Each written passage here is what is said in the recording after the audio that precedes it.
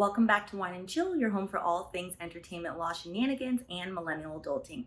I'm Stephanie, your friendly neighborhood attorney. Well, not your attorney. And to be honest, we're not actually going to talk about legal topics today, so I won't even go into the disclaimer. We are going to talk about a highly requested video from y'all. Am I legit now that I'm saying highly requested? About how I became an entertainment attorney and essentially why I quit and left the industry. So for full context, I used to work in entertainment, used to be an entertainment attorney, entertainment lawyer. Lawyer and attorney mean the same thing, they're interchangeable. And now I work in tech. I'm a tech lawyer, tech attorney, which that just means I work in the tech industry, started specifically. And we can do a separate video about that if you want to know like what my day-to-day looks like in that. For starters, a couple of you, and by a couple, I mean only 2 people, which I'm surprised and I'm kind of glad about, have asked what law school I went to, and I never answer people for solely privacy reasons. However, the chronological order of this story will only make sense if I tell you.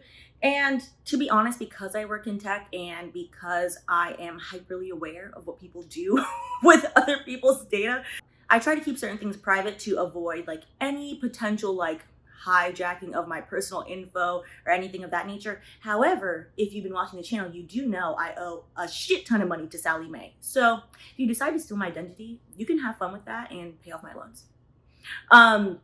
With that being said, I've known I wanted to be an attorney since I was 11, I think. Maybe younger than that, maybe like 8. I've known for a long time. And by saying I've known, I have a whole separate video on is law school worth it. I highly recommend that if you are thinking about going to law school.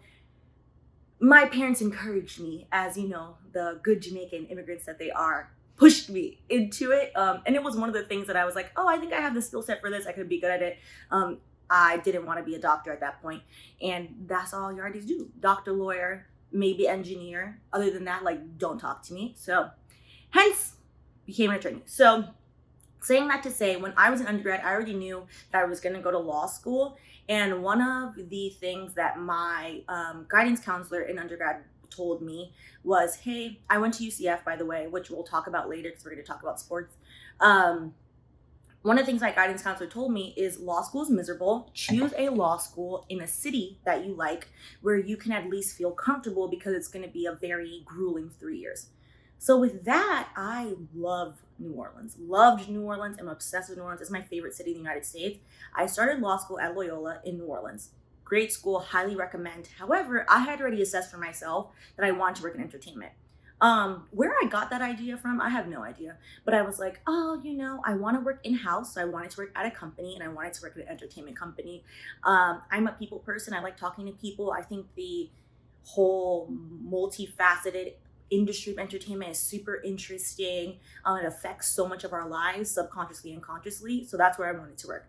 However, the entertainment hubs, to be honest, are on the coast, LA or New York. I chose New Orleans because I just love New Orleans. I was like, whatever. So my thought process was, okay, I can go to New Orleans for a year and then I can transfer. You're allowed to transfer once in law school. So I was like, okay, maybe after the first year I'll transfer and go to law school in New York. That was kind of like what I was thinking. I had planned it out. I'm like a hyper planned person, as you guys have realized. So anyways, I go to law school.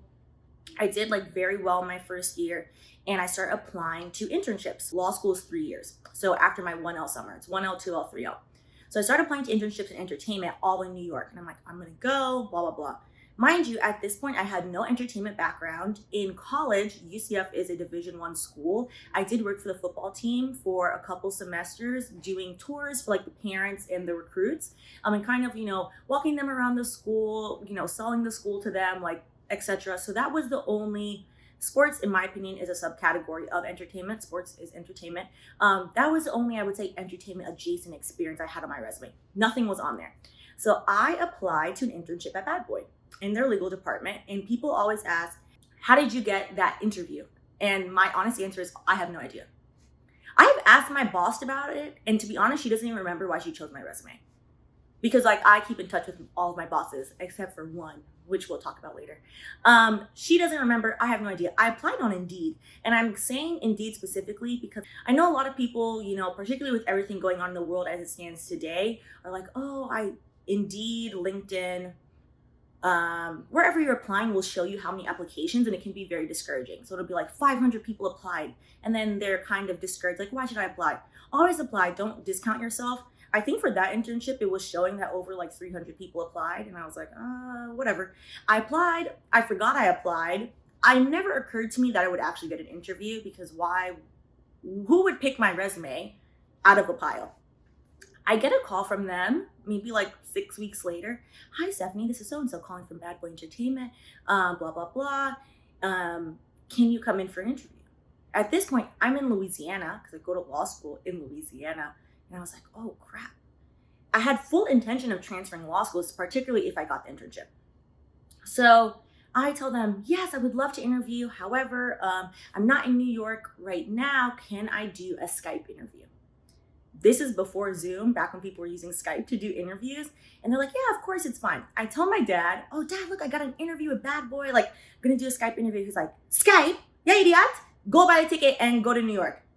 And I remember feeling like, oh, crap, like, you're right. Like, why didn't I just go to New York? Like, I was going anyway. My grandparents live in New York. That was kind of silly. So I called them back immediately and was like, hey, I can come in. It's fine. They're like, no, it's fine. We can do the Skype interview.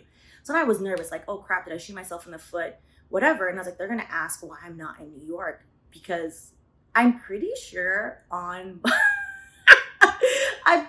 application I put that I was in New York, which is a tip. If you're applying to a place, find a friend or a family member, somebody you know that lives there, and use their address on your resume, because people are more likely to give you the interview, which is what I did. I put my grandparents' address there. If you're gonna move anyway, what does it matter? Like, people do all the time. I had so many friends use my New York address applying to jobs here. So do that. Part 1. So I get the interview, and the interview's going well. Like, I have my blazer on, I look nice. Like, the woman interviewing me, it was the sole attorney at the time. She was great. I really liked her. And so at the end of my interview, she goes, well, you're wonderful. I really like you. But, and I was like, oh, crap. She's like, but we wanted a 2L. So a rising 3L, someone that had completed 2 years of law school, somebody with contract experience. Like, this person's going to be drafting contracts. I want them to, be able to do it by themselves. And then I reviewed afterwards. I want to give this person a lot of autonomy. So at that point in the moment, I'm like, I need this job. Like, I don't know how I got this interview, but I got the interview. I'm not going to just take it, like, just take the defeat and be like, oh, well, at least I got the interview. Screw that. I got this far. So we're on Skype, and I was like, oh, I definitely understand. I was like, I think I would be great for this role, and I can do this job because I got the second highest score in my contract exam, which I did. By 2 points, by the way, which annoyed the crap out of me that I didn't get the highest score. Anyways, type A. And so I said it with such confidence, and because it was the truth, and she could see my transcript anyway. And then I proceeded to tell her, well, I believe if I got the second highest score in the class, if I can figure out a law school exam, I should be able to figure out a contract. And I think she just was impressed with the fact that I had the gumption to not take the no, like the tentative no that she was giving me, and advocated for myself. So she gave me the job. And I just wasn't shocked, to be honest. I was like, wow, I'm moving to New York. This woman is giving me this job. I'm going to go work at the original Bad Boy office. They've moved now. They're in Times Square. But I'm going to go work at the Bad Boy office. Like, most people have seen pictures of it. I put a picture of me on the screen back in the day where it used to be on Broadway. This was me trying to find where the office was. That way I could situate myself before, like, my first day at work in the internship program. So that's how I got the internship. So I say all that to say, don't discount yourself. Like, whether it's an internship or a job, you should always apply. Let someone reject you. Don't reject yourself. There was a 1 in a million chance that I would even get that interview. I don't know why I got that interview. It doesn't matter. It's irrelevant. If you want to work in entertainment, there is an element of luck that a lot of people don't talk about. It's a lot of hard work. Yes, not discounting anyone's hard work, not discounting my own hard work. But me getting that interview has nothing to do with me and my ability as a person. It's just the luck of the draw, and then my hard work met the luck, and then you have the success. So then what happens once you get the interview?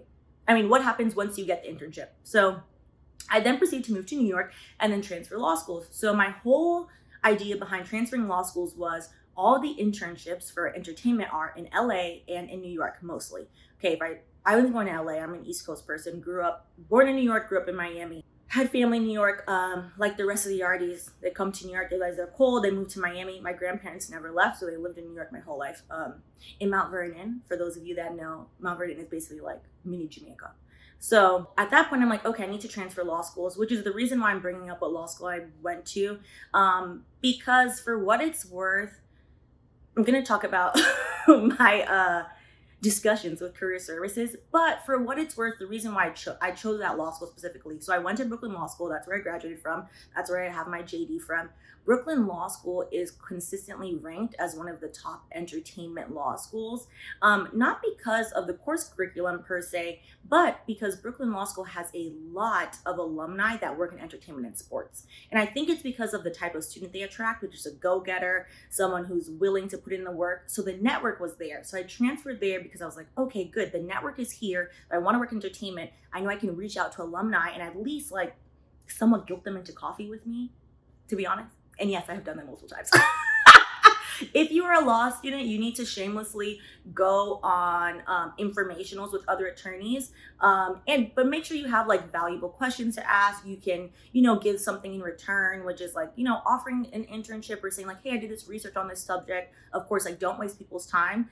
If you are an incoming law student or thinking about law school or currently a law student, I have 2 videos on Is Law School Worth It? I don't know if it's the first or the second one, where I sit down with my friend Desiree. We went to law school together and we discussed this and about networking. I think it's the second part. I think it's part 2. We talk about that. So I'll put it in the cards and I'll put it down below. Highly recommend that video on how to tactfully do that. Don't run up on people, but you should do it. Anyways, so I transferred to Brooklyn Law School for that reason. Okay, so I started my internship I think Memorial Weekend. I think I drove up from New Orleans Memorial Weekend, if I can remember correctly. So I started my internship. It's great. We have like an internship class, I think of like 10 to 12. So every department had a different intern. So I was a legal intern. The legal team at that point for Bad Boy was very small. It was just my boss and myself.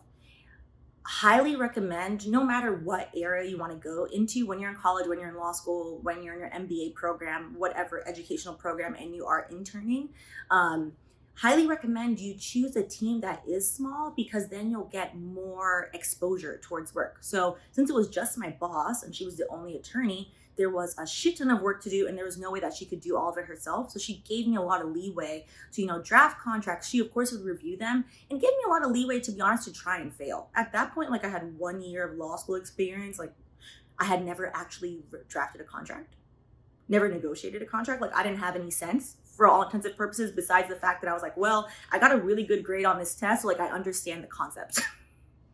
So it's a lot, as long as you advocate for yourself and you advocate for more work and you spend a lot of extra time. I was always the first intern in the office. Like it was me or my friend used to always be in there first. And I tried to, stay late, show face. That's super important. It is not a lot of people get the opportunity, to be honest, to get into the space. So once you get into the space, make use of the space. So I made sure to make friends, to meet other people in different departments, to meet people in the digital marketing department. Well, I had to do a presentation for them, but to meet people, what were some departments that I had no business being in? Oh, like the events department. Make sure to meet people like in the events department. Like these are the client facing people. Like, okay, what are they doing? Make sure to meet like the VPs, be friendly. Dressing the part is really important. And I know people always say this and it's like, oh, well, I don't want to spend money. I'm notoriously cheap. If you don't know, now you know. And by dressing the part, I don't mean like, oh, everything needs to be expensive. I mean, just looking nice, like looking like you care about yourself, not like you rolled out of bed. This advice is the complete opposite for tech. However, in tech, half of the engineers at work will literally come in pajamas because the industry is different. So dress the part like industry specific. If anybody rolled in a 3-piece suit to my current job, like for an interview, they would probably tell them no and be like, well, are you, what's wrong with you? So industry specific. So working entertainment, people want to make sure like you're presentable, like you look nice, like you look like someone approachable, like you care about yourself. So yeah, every day I made sure that, I looked like I was happy to be there and I was ecstatic to be there. And I'm very grateful for them. I'm bringing this up because I'm going to look and see if I can find the clip because I think it's still funny. I made a point to meet everyone, where the old office was situated on multiple floors in one building. To like, if I was like going to the bathroom and someone was like, oh, hey, do you mind like grabbing etc from me from whatever floor? I'd be like, yeah, of course. Making sure that you have no ego, like being okay to run errands with somebody. At that point, like, I'm in law school, like I'm somewhat smart, I would say. Could easily have been an ass and been like, run errands for you? No. That attitude will get you nowhere in entertainment. Like, you just have to just put your ego aside. And that allowed me to meet other people, meet people like in Revolt, meet people like in Sean John. Sean John was a different floor at that time, which is pretty cool.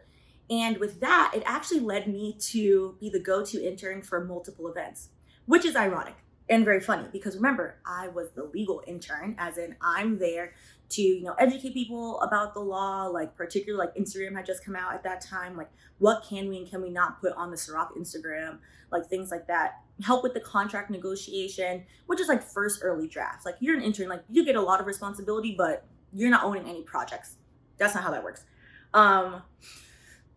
So by being friendly and being nice, and people starting to realize like, oh, like Stephanie's like a nice person. Stephanie's always here early. Stephanie's here late. Like, Stephanie cares. Different department heads then took notice, and whenever they threw events, would have me come to the event and work the event. Mind you, there was a whole events intern. There were marketing interns, and then there was little old me, who went the extra mile. So mostly I would say the most memorable event I'm laughing because it just was so random, that I remember doing was, while I was there, French Montana is signed to Bad Boy. I think he still is. French Montana signed to Bad Boy. He was dating Khloe Kardashian at the time. At that point, like, I didn't really watch Keeping Up with the Kardashians, but like, obviously, like, it's a big show, like, it's a thing, like, whatever. This is outside of like how you feel about them. That's irrelevant. It was like a big deal. So he threw her 30th birthday party at Donko Key in City Island, which, for those of you that live in New York, City Island is like this tiny little island that's in the Bronx. You don't feel like you're in the Bronx, where they have a bunch of like really good seafood restaurants. Highly recommend. I wonder if what's open now, which is kind of sad.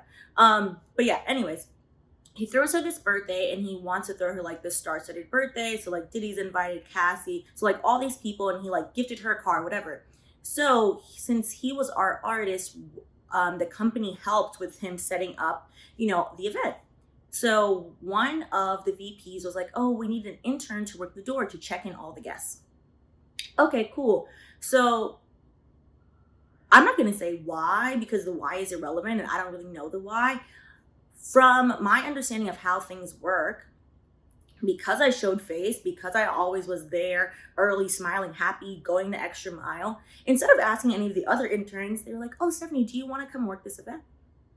And mind you, at this point, I'm like a broke law student, and they were like, we'll give you free dinner, because it's like unlimited seafood. I'm obsessed with seafood, and I'm saying this for a reason, so y'all see what type of person I am. They're like, we're gonna have free dinner, we'll get you black car service, it's gonna run late, whatever. This is after work, well after my work hours.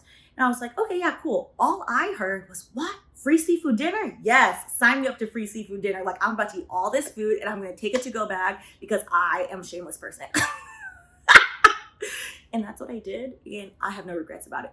Anywho, so I get this is the first time I'm getting car service in my life. Like, I've never had car service. So I got the car service. We go to the event. They assigned me a bodyguard, which was like super cool. And we sat there, we're checking in people. I accidentally turned away this reality show star, but that's because his name wasn't on the list, which, he had attitude about it, but that's a different story. Anyways, I was a little bit literal, I would say, with my responsibilities.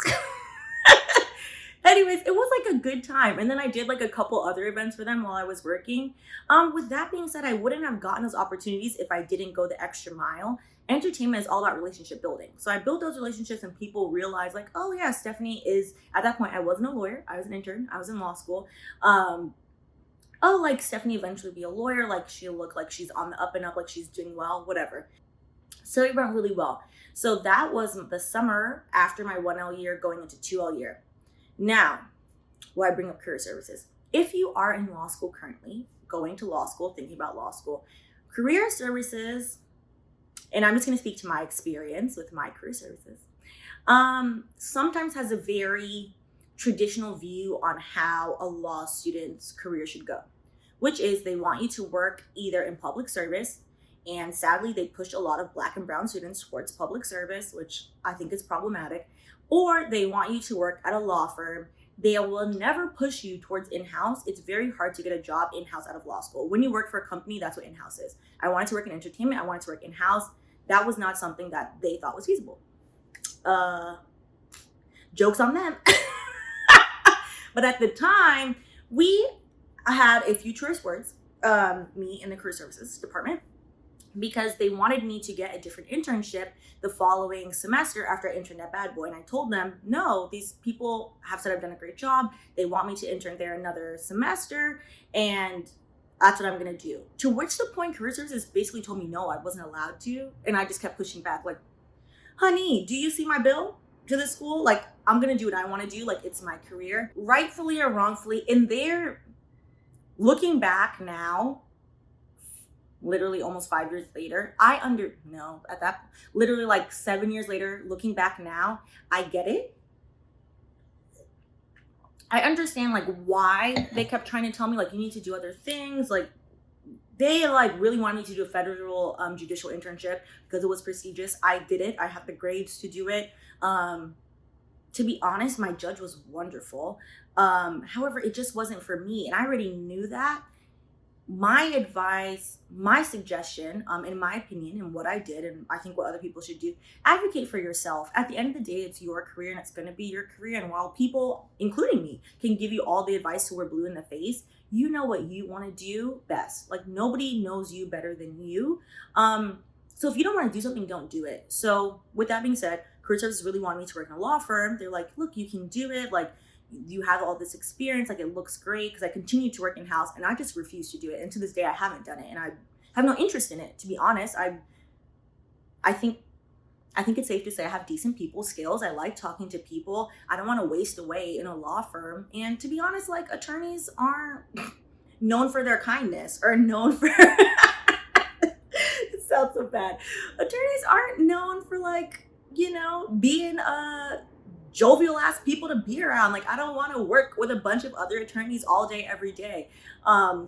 It's just not for me. So you know what's for you and do what you want. So with that said, I ignored career services and didn't do that. I didn't do the path that they wanted for me. I chose my own path, which meant that after law school I wanted to work in-house. It's very hard to get a job straight in-house. I had a contract job for like a couple months, like right when I found out that I passed the bar. You take the bar in New York, pre-current life situation, generally speaking, the bar is available February and in July, only 2 times a year. With everything going on, it has changed, but it's generally available 2 times a year. If you took the New York bar in July, you didn't find out till the end of October. I found out, I think Halloween Day, the day before Halloween, that I passed the bar, which was amazing. And then I got a contract job in-house. And while I got the contract job, my thought was like, okay, I'm going to continue to apply for entertainment jobs. Like something will come through. Like I have a feeling, like I believe in it. And the whole time I was like, crap, this has to work, because career services, first of all, there are too many students for them to care about little old me. But in my mind, I was like, oh, they're sitting there mocking me. Like, oh, you didn't listen. Should have went to a law firm. Mm-hmm. Like that's all I could hear like in my head. So I finally got a job at CAA. Like less than a year after I graduated law school. Now, I have notes over here because I need to check myself and make sure I don't say anything reckless. Contrary to what y'all want, because y'all have asked for tea and I'm like, it's not happening. So at this point, I have graduated law school. I've passed the bar the first try. Thank God. We can do, like if you're currently in law school and you want to talk about taking the bar, happy to do a separate video on that. Let me know in the comments. God, the bar exam is just this awful, awful thing. Whoa. I have PTSD from that, as does everybody. So I then, a year later, I think it was like February after I graduated in July, so the February after, I started working at CAA. So I'm like excited. For those of you who don't know, CAA is one of the largest talent agencies in the world. Talent agency, sports, entertainment, that's the realm. I worked in the sports department. I love sports, so I'm going to say why in a second. However, all of those talent agencies, if you are interested in what Like, how do I phrase this? The first thing to know is these places generally, and this is a fair assessment across the board because it is public knowledge and everyone knows, the pay for junior employees, is very low. Now, mind you, at this point, I have taken the bar. I have graduated law school. I have passed the bar. I'm sworn into the bar. I'm a whole esquire. As a junior attorney, ugh, going back to like thinking about how the heck I survived making so little money and having six-figure debt like really bothers me. Which was one of like the large reasons, but not the largest reason. I think it's completely insane for an attorney to make $30,000 and have six-figure debt and work in the private sector. Like, that's a critique of the industry in general. Entertainment for junior employees, not even just attorneys, is not good. Like, and not good is just being kind. Like, it's downright awful. Like, across industry is this mindset of paying dues, and I that's like a whole like separate conversation we can get into, but like that's something you should be aware of going in, which trickles down into like why there are diversity issues in entertainment, like behind the scenes in terms of like corporate work. That's why there are diversity issues. Like, that's why it leads to like these very uncomfortable power dynamics between employees and their boss. Like, the money is the root of it. Money is like a large part of it, and it's a mess. So if you want to know more specifically about, the big talent agencies and how they treat their employees, or the big talent agencies and the qualms and the pros and the cons, there are multiple Twitter threads. That's all I'm going to say. I'm not on the Twitter, so no, I do not write them, that I don't disagree with.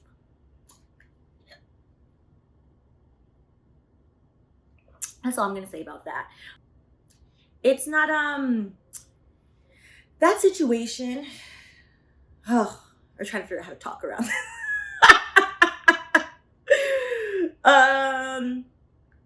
I will say for myself, in my personal opinion and my personal beliefs, one of the largest things that working there taught me was you as an potential employee need to vet your potential employer, your boss. Out of all of my bosses, that is the one boss I do not speak to. And I can say that with a straight face, and it is what it is, and it ain't what it ain't. That's super important, and that is not something career services will tell you. That is not something they will tell you in college. That's not something they'll tell you in higher education, which is wild and something more people need to tell people. You need to interview your boss, because your boss can make or break your career, make or break your personal life, make or break how you feel about yourself as a person, and it's not right. It just is what it is. And I've had a lot of conversations with my dad. My dad is a truck driver, and as a blue collar worker, people are often touted this dream, like, oh, corporate work is so much better. Like, that's all they want. Like, that's all a lot of immigrants, particularly like Black immigrants, I'll just speak for myself, want for their children. And being a corporate Negro is hard. Trying like not to get emotional, because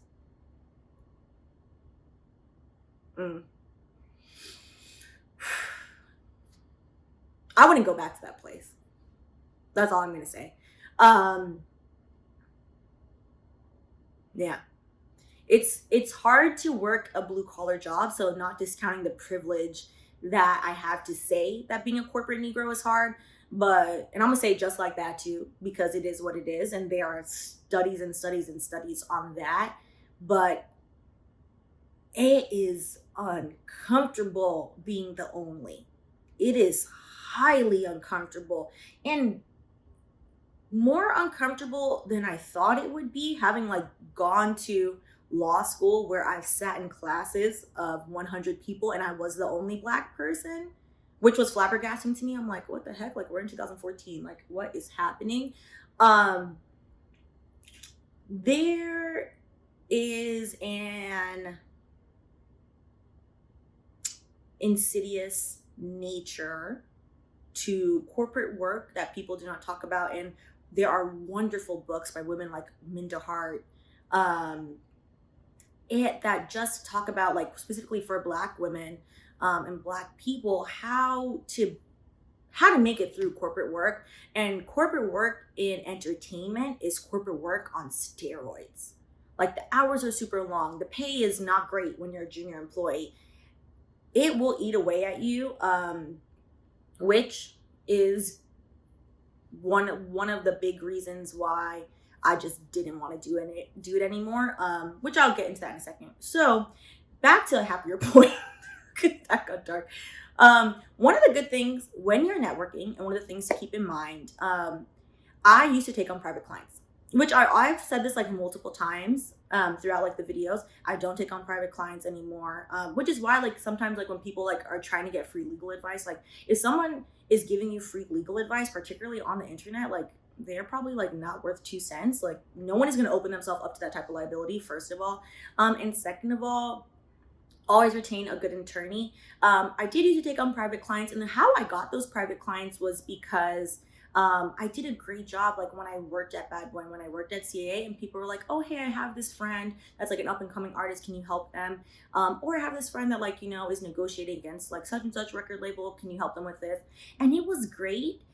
However, taking on private clients coupled with the fact that I worked at a talent agency, you can kind of see the dynamic, coupled with something way back that I mentioned in the beginning of this video. When I was in college, I worked for our Division I football team.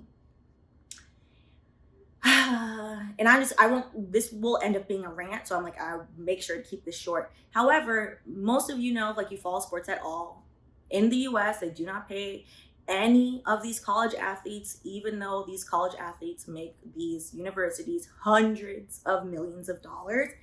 Being exposed to that dynamic was very strange and very disheartening, but it was like, okay, well, we're in college, like you're getting a free education, maybe that's okay. I never felt like it was okay, and the older I've gotten, the more I see it as predatory, particularly when you look at who they're targeting, these young Black kids who are getting financial aid money and then are essentially giving their financial aid money to their family because they don't have anything. Why don't you pay them a salary when the school is literally making like $1 million a pop off of each kid? It rubbed me the wrong way. Then working entertainment rubbed me past the wrong way, because then you start to see, and this is the real reason why I left that industry, why I work in tech, because tech is lower stakes, to be honest. And I couldn't take it anymore. When you see, and I'm going to talk about sports specifically first, because sports is easier to quantify, because we do have these large sports organizations, the NFL, the NBA, the MLB, and they have data. Versus when you're talking about music, you know, people are independent contractors. It doesn't really work like that. So let's just use sports as an example. Sports in the NFL, 68% Black, the athletes, NBA, 74% Black, the athletes. Let's just say 70% both. When you look at who represents these mostly Black athletes, the agents are predominantly white men, predominantly people who have never played sports a day in their life. And no, you playing golf way back in the day is not the same as you learning how to play tackle football. I said what I said. And there is, when you watch it up close, a very uncomfortable dynamic. Who owns all the NFL teams? There are no Black owners in the NFL. And it's not that Black people don't have enough money to own an NFL team. That is not true. To own an NFL team, you need consensus from the current owners have to vote you in. There's my 2 cents on that. There's a great book, which I keep saying I need to read and I haven't read it yet, $40 Million Slave. I think that's something of that nature, which basically talks about this. It is uncomfortable as hell to watch predominantly white agents make money. Let's use the MLB as a great example. The MLB has lots of Dominican and Puerto Rican players, some of which do not speak English or their English is not very good. It is uncomfortable to watch predominantly, mostly white agents make millions of dollars off of people that they cannot even have full conversations with. As a Black corporate Negro, it is uncomfortable for people to be asking you your opinion on certain things just because you're Black, but then not give you the opportunity or not give you the same space and the same opportunities afforded to others because of the color of your skin. So famously, this is you can read this article about this. This is like public information, so like I'm not saying anything that's not already out there. LeBron James was signed to CAA. Everyone knows this. His best friend then he wanted his best friend to learn the business. So his best friend, Maverick Carter, then learned the business. It's not rocket science. Like it's really not. So like the gatekeeping, to be honest, I find to be steeped in racism. I said what I said. Personally, from looking at it. So Maverick Carter then decided to leave, start his own sports agency, to which LeBron is signed to. And LeBron famously said along the lines, I don't know the exact quote, I'd rather give my money to somebody I know versus somebody that went to Harvard. And it was the coded language of what he meant by Harvard and him trying to be PC, which is basically, why should Black people who are doing the labor continue to pay others who don't understand their socioeconomic status, their background, who then, if they broke their ankle tomorrow, wouldn't answer the phone for them? And that's kind of how I feel about it too. Why is it that if the NFL is almost, so 68%, so almost 70% Black athletes, many of whom come from Black single mothers who raised them, put them in Pop Warner, did enough for them to make it to the pro league, why is it that the options for agents are mostly white men?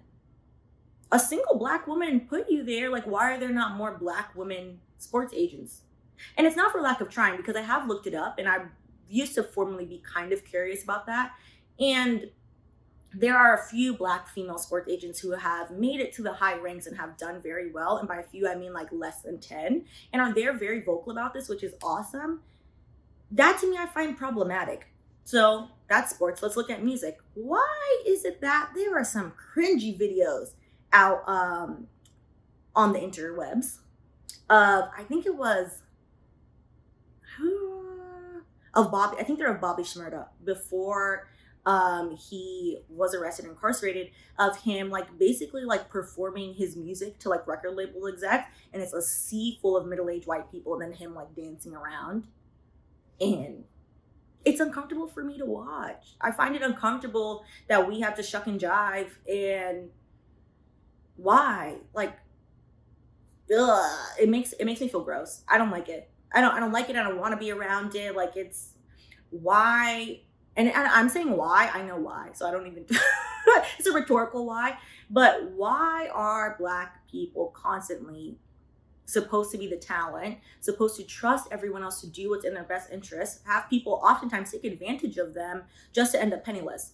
So speaking of which, so you sign to all these agents. These agents are predominantly don't look like you, don't come from the same neighborhoods you come from, have no sports background to save their life, which is why I don't understand the critique of, oh, women can't be sports agents because, you know, they didn't play the sport. Neither did your cherub looking agent over there who's 4'11". He did not play any sports either. Stop playing. 78, and I have this up here, 78% of former NFL players experience financial distress 2 years out of retirement. 68% of NBA players go bankrupt within 5 years. So clearly, whenever they stop playing ball, the agents stop calling them. And that's not something I want to participate in. And in music, it's not something, it's the same thing. Like, how many former stars are there that go broke, and then people always turn their nose up? Oh, you need to manage your money better. How many people said, oh, Rihanna famously, her and her financial advisor got into it. How many people have outsourced, as you should when you have that much money, to a financial advisor for a financial advisor to take advantage of them?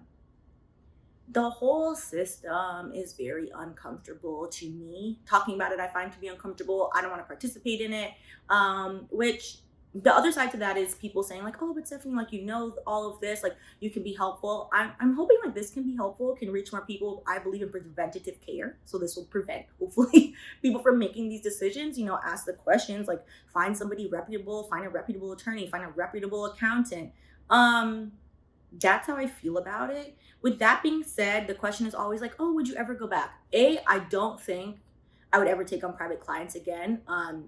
It's not something I'm interested in, which is why I don't open myself up to that liability these days. However, the only area of entertainment, which is still problematic and has its own problems, as we see with like Oscars so white and people boycotting the Oscars, film and TV. I think the large difference with film and TV is that I find it so interesting, and mind you, this is from the outside looking in because I've never worked in that space. Um, that there is an end product. So there is like insecure girlfriends, like I can see an actual physical product that you can hold on to versus sports. Like music does have an end product, but like it fades, whatever. But sports, it is what it is. Sports just keeps going, keeps going, keeps going. Um, I like the idea of film entertainment. If I went back, I think it would be in that space. I love the concept of production, getting things made. However, there also is inherent racism in that space as well, as we've all seen. Prime example to me is, in the Monique case that I talked about, like what Monique is getting paid by Netflix, what Monique was offered by Netflix compared to what other people were offered by Netflix allegedly. It's a problem. Also, like Girlfriends is one of the best shows to have ever aired, tackles so many issues, is stunning, features multifaceted Black women, and yet they ended it so poorly. They just basically trashed them. They're awful. Like the network basically just let them go, didn't end the show properly. And there are two Sex in the Cities, the second which is meh, and I love Sex and the City, but the second one is not great. And I would love to see a Girlfriends movie. And Mara Brock Akil has been very vocal about like, I'm tired of shopping this around because people don't want to give me the money. They want to give for the proper budget to make the film. And I'm like, why? Why don't people like want to invest in us? And by us, I mean Black people. But when it's beneficial to you, then you can exploit Black people. And I don't like that. That's the entertainment industry in this country is very exploitative, in my opinion, which is why I've kind of moved into tech. Yes, tech has issues. People are quick to point that out. Then they want to ask me where I work. I'm like, I'm gonna tell you where I work. But tech has issues. However, the underlying facets of tech is that tech is intended to help people. And from a standpoint of my day-to-day in my personal life, working in tech is much better psychological. Working in tech is much better for my personal well-being than the stress and commotion that comes with working in entertainment. To be honest, for me personally, that's how I feel about it. So yeah, thank you guys for tuning in. I appreciate you. I hope I answered all your questions. Within reason, if you have any other questions, of course, leave them in the comments and I'll answer the ones I'm comfortable with. I know y'all love nosiness. I love nosiness too, but don't make me get into a problem. So on that note, I would say YouTube is technically a form of entertainment. So I don't know. YouTube actually started out of my frustration with being in entertainment and me being made to feel like maybe I shouldn't, me being made to feel a certain way about being a corporate Negro, to be honest. And like was like my little first try at production, very obviously small scale production. But it has been like a great outlet. So I wouldn't completely write it off like for my career, but certain aspects are a hell no. Like I don't see myself going back like to music in any sense. Definitely not the agency world. Definitely not sports. Like once you see it, you can't unsee it, which is unfortunate because I loved basketball and I can't unsee it. I can't unsee the dynamic. Like even the coach player dynamic, I can't unsee any of it. I can't see it. But yeah, so it's pretty much a hard no for most of it, but I am always interested in TV and film, and that's only because outside looking in. Might do it for a year or two and be like, what the hell is this also a hot mess express? And I have friends that work in those spaces. I have friends that still work at CAA and are doing fine. So take everything I say with a grain of salt because it's just my opinion. And yeah. And if you are a current law student thinking about going to law school, or even someone that just wants to work in entertainment, like in the background in general, don't let this discourage you. I highly recommend you try it. Like I wouldn't take it. I wouldn't take most of it back. You never know unless you try. So always try something you want to do. Try it, and if it turns out to be a fucking try it. If it turns out to be a shit show, then remove yourself from the negativity, which is what I did. I tried it. I did it my way. And the minute I was just like, ooh, if you have to start going to see therapy because of your, if you have to start going to therapy because of your job, you need a new job. I said what I said. They ain't paying you enough, sis. They ain't paying you enough for that. So outside of that, just give it a try. Just give it a try. So yeah. So I hope this was enlightening. Leave me any questions you want. So if you have any questions about that, you can leave them in the comments below. And yeah, thank you guys for tuning in.